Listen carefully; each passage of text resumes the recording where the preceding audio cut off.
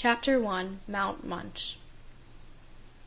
On the east edge of the Land of Oz, in the Munchkin country, is a big, tall hill called Mount Munch. On one side, the bottom of this hill just touches the deadly sandy desert that separates the fairyland of Oz from all the rest of the world, but on the other side, the hill touches the beautiful, fertile country of the Munchkins.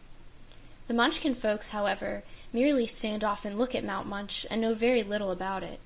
For about a third of the way up, its sides become too steep to climb, and if any people live upon the top of that great towering peak that seems to reach nearly to the skies, the Munchkins are not aware of the fact. But people do live there just the same. The top of Mount Munch is shaped like a saucer, broad and deep, and in the saucer are fields where grains and vegetables grow, and flocks are fed, and brooks flow, and trees bear all sorts of things. There are houses scattered here and there, each having its family of high-ups, as the people call themselves. The high-ups seldom go down the mountain for the same reason that the Munchkins never climb up. The sides are too steep. In one of the houses lived a wise old high-up named Bini Aru, who used to be a clever sorcerer. But Ozma of Oz, who rules everyone in the land of Oz, had made a decree that no one should practice magic in her dominions except Glinda the Good and the Wizard of Oz. And when Glinda sent this royal command to the high-ups by means of a strong-winged eagle, old Bini Aru at once stopped performing magical arts. He destroyed many of his magic powders and tools of magic, and afterward honestly obeyed the law. He had never seen Ozma, but he knew she was his ruler and must be obeyed. There was only one thing that grieved him. He had discovered a new and secret method of transformations that was unknown to any other sorcerer. Glinda the Good did not know it, nor did the little Wizard of Oz, nor Dr. Pipt, nor old Mombi, nor anyone else who dealt in magic arts. It was Bini Aru's own secret. By its means, it was the simplest thing in the world to transform anyone into beast, bird, or fish, or anything else, and back again, once you knew how to pronounce the mystical word Pyrzqxgl. Bini Aru had used this secret many times, but not to cause evil or suffering to others. When he had wandered far from home and was hungry, he would say, "I want to become a cow, Pyrzqxgl." In an instant he would be a cow, and then he would eat grass and satisfy his hunger. All beasts and birds can talk in the land of Oz, so when the cow was no longer hungry, it would say, "I want to be Bini Aru again, Pyrzqxgl," and the magic word, properly pronounced, would instantly restore him to his proper form. Now, of course, I would not dare to write down this magic word so plainly if I thought my readers would pronounce it properly, and so be able to transform themselves and others. But it is a fact that no one in all the world except Bini Aru had ever, up to the time this story begins, been able to pronounce Pyrzqxgl the right way. So I think it is safe to give it to you. It might be well, however, in reading this story aloud, to be careful not to pronounce Pyrzqxgl the proper way, and thus avoid all danger of the secret being able to work mischief. Bini Aru, having discovered the secret of instant transformation, which required no tools or powders or other chemicals or herbs, and always worked perfectly, was reluctant to have such a wonderful discovery entirely unknown or lost to all human knowledge. He decided not to use it again, since Ozma had forbidden him to do so, but he reflected that Ozma was a girl, and sometime might change her mind, and allow her subjects to practice magic, in which case Bini Aru could again transform himself and others at will. Unless, of course, he forgot how to pronounce Pyrzqxgl in the meantime. After giving the matter careful thought, he decided to write the word, and how it should be pronounced, in some secret place so that he could find it after many years, but where no one else could ever find it. That was a clever idea, but what bothered the old sorcerer was to find a secret place.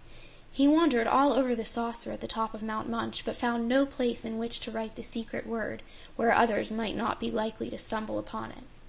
So finally he decided it must be written somewhere in his own house. Bini Aru had a wife named Mopsy Aru, who was famous for making fine huckleberry pies, and he had a son named Kiki Aru, who was not famous at all.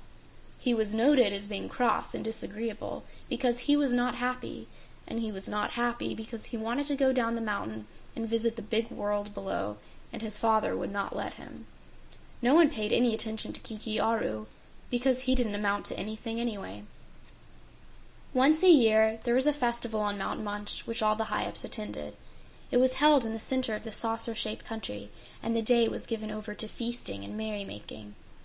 The young folks danced and sang songs, the women spread the tables with good things to eat, and the men played on musical instruments and told fairy tales.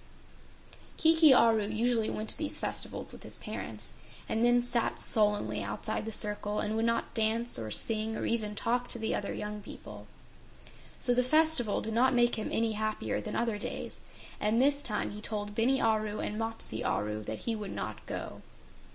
He would rather stay at home and be unhappy all by himself, he said, and so they gladly let him stay. But after he was left alone, Kiki decided to enter his father's private room, where he was forbidden to go, and see if he could find any of the magic tools Bini Aru used to work with when he practiced sorcery. As he went in, Kiki stubbed his toe on one of the floorboards. He searched everywhere but found no trace of his father's magic. All had been destroyed. Much disappointed, he started to go out again, when he stubbed his toe on the same floorboard. That set him thinking. Examining the board more closely, Kiki found it had been pried up and then nailed down again in such a manner that it was a little higher than the other boards. But why had his father taken up the board? Had he hidden some of his magic tools underneath the floor? Kiki got a chisel and pried up the board, but found nothing under it.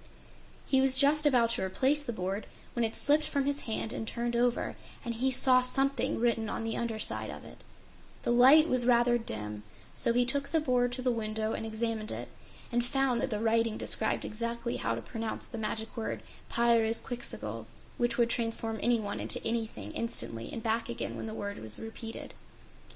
Now at first, Kiki Aru didn't realize what a wonderful secret he had discovered, but he thought it might be of use to him, and so he took a piece of paper and made on it an exact copy of the instructions for pronouncing Pyris Quixogle. Then he folded the paper and put it in his pocket, and replaced the board in the floor so that no one would suspect it had been removed. After this, Kiki went into the garden, and sitting beneath a tree, made a careful study of the paper. He had always wanted to get away from Mount Munch and visit the big world, especially the land of Oz, and the idea now came to him that if he could transform himself into a bird, he could fly to any place he wished to go, and fly back again whenever he cared to. It was necessary, however, to learn by heart the way to pronounce the magic word, because a bird would have no way to carry a paper with it, and Kiki would be unable to resume his proper shape if he forgot the word or its pronunciation. So he studied it a long time, repeating it 100 times in his mind, until he was sure he would not forget it. But to make safety doubly sure, he placed the paper in a tin box in a neglected part of the garden and covered the box with small stones. By this time it was getting late in the day, and Kiki wished to attempt his first transformation before his parents returned from the festival. So he stood on the front porch of his home and said, "I want to become a big, strong bird, like a hawk. Pyris Quixogle." He pronounced it the right way, so in a flash he felt that he was completely changed in form. He flapped his wings, hopped to the porch railing, and said, "Cawoo, cawoo!" Then he laughed and said half aloud, "I suppose that's the funny sound this sort of a bird makes. But now let me try my wings and see if I'm strong enough to fly across the desert." For he had decided to make his first trip to the country outside the land of Oz. He had stolen the secret of transformation, and he knew he had disobeyed the law of Oz by working magic. Perhaps Glinda or the Wizard of Oz would discover him and punish him, so it would be good policy to keep away from Oz altogether. Slowly Kiki rose into the air, and resting on his broad wings floated in graceful circles above the saucer-shaped mountain top. From his height he could see, far across the burning sands of the deadly desert, another country that might be pleasant to explore. So he headed that way, and with strong, steady strokes of his wings began the long flight. End of Chapter 1.